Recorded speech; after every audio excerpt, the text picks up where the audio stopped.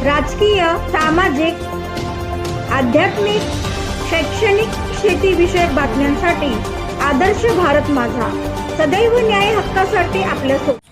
आदर्श भारत माझामध्ये जनतेचं स्वागत. एकूणच या ठिकाणी आपण पाहत आहात घरोघरी महाविकास आघाडीचा प्रचार चालू आहे. महिला भगिनी उमेदवारांच्या सोबत प्रचाराला जोडल्या आहेत. अनेक कार्यकर्ते असतील, पदाधिकारी असतील, हे प्रचारात या ठिकाणी प्रचाराची रणधुमाळी आपण पाहत आहात.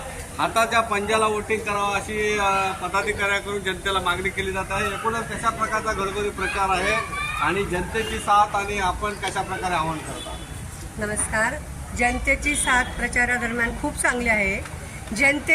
जनता समजून गेली आहे की कमळाबाई कशी लोकांच्या डोळ्यामध्ये धूळ फेकते.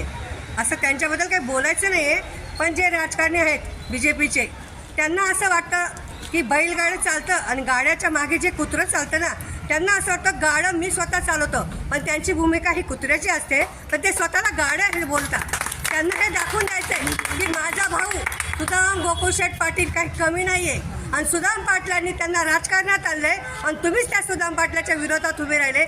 ही जनता तुम्हाला दाखवून दिली ते 15 तारखेला आणि 16 तारखेचा गुलाल हा काँग्रेस पक्षाचाच असणार आहे. या बहिणी या सुदाम भावासाठी कायम एकत्र आहे, एकत्र राहतील आणि एकत्रच राहणार. काँग्रेस पक्षाचा, काँग्रेस पक्षाचा, महाविकास आघाडीचा, महाविकास आघाडीचा. एकूणच या ठिकाणी या वार्डामध्ये कोण कोण उमेदवार आहेत आणि कशा प्रकारचं त्यांचं व्यक्तिमत्व, या अनुषंगाने काय सांगाल जनतेला? आणि सुदाम पाटलाच्या पाठीमागे आपण वक्तव्य केलं की आम्ही खंबीरपणे उभे आहोत. कशा प्रकारचा विजय असेल? कोण कोण उमेदवार आहेत? उमेदवार आहेत सुदाम गोकुळशेठ पाटील, विद्याताई मंगल गायकवाड, प्रदीप केसरीनाथ ठाकूर आणि वीणा आत्माराम पाटील. वीणाताईचं सांगायला गेलं तर वीणाताईचे वडील आत्माराम शेठ पाटील एक आदर्श समाजसेवक आहे. त्यांनी या कळंबोलीसाठी खूप चांगले परिश्रम केलेले आहेत. विद्याताईचं तर बोलायलाच नको, 5 वर्ष नगरसेविका राहिलेले. सुदाम पाटलांचं एक नाव आहे गोकुळशेठ पाटील, हे गाजलेलं व्यक्तिमत्व, हे पनवेल तालुक्याची शान बाण आण हे गोकुळशेठ पाटील हे नेतृत्व. आणि प्रदीप केसरीनाथ ठाकूर हे पण शिवसेनेचं भक्कम असं नेतृत्व आहे. त्यांनीही गेल्या 4-5 वर्ष झाले पक्षाचं एकजुटीने काम करतात, संघटना मजबूत करतात आणि लोकांच्या परिचयाचा आणि लोकांना समजून घेणारे हे सर्व आपले उमेदवार आहेत. सुशिक्षित आहेत. आज देशाला गरज आहे सुशिक्षिततेची. आणि बघा, शाळा, कॉलेज आणि रस्ते, पाणी ही नागरी सुविधा आहे. ते बघा कुठं नेऊन ठेवलं. कुठं जिल्हा परिषदेच्या शाळा बंद पडल्या आहे. लोकांचा असा आपला पगार नाही आहे की मुलं डायरेक्ट कॉन्व्हेंटमध्ये काढू शकतील. लोकांची परिस्थिती अशी नाही. 400 किलोमीटर अंतरावरून ते पोट भरण्यासाठी इथं आलेले आहे कळंबोली वसाहतीमध्ये. त्यांच्या मुलांचं जर शिक्षण करायचं असेल, त्या शिक्षणासाठी त्यांना प्रश्न पडतो की आम्ही कुठल्या शाळेत टाकतो.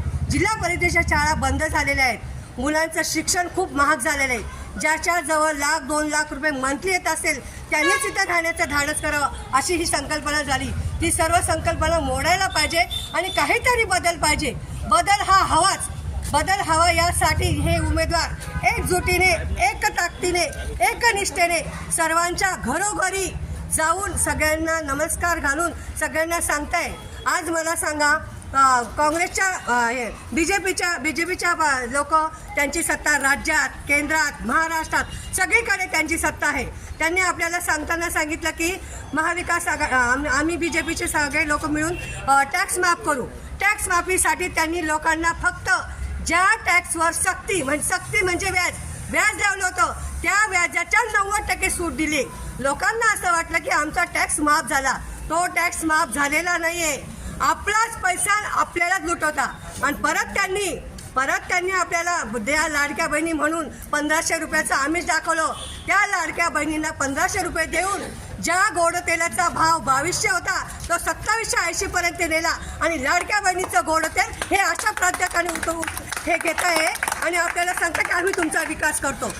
जय हिंद, जय महाराष्ट्र, जय काँग्रेस. या ठिकाणी प्रत्येक उमेदवाराची ओळख त्यांनी अगदी स्पष्टपणे मांडत. या ठिकाणी प्रत्येक उमेदवाराचं चिन्ह हे हाताचा पंजा आहे आणि हा हाताचा पंजा नक्कीच 15 तारखेला कशा प्रकारचं वोटिंग होते आणि 16 तारखेला कशा प्रकारचा विजय मिळावा या ठिकाणी पाहायला मिळेल. अण्णासाहेब आहेत, आदर्श भारत माझा, कळंबोली.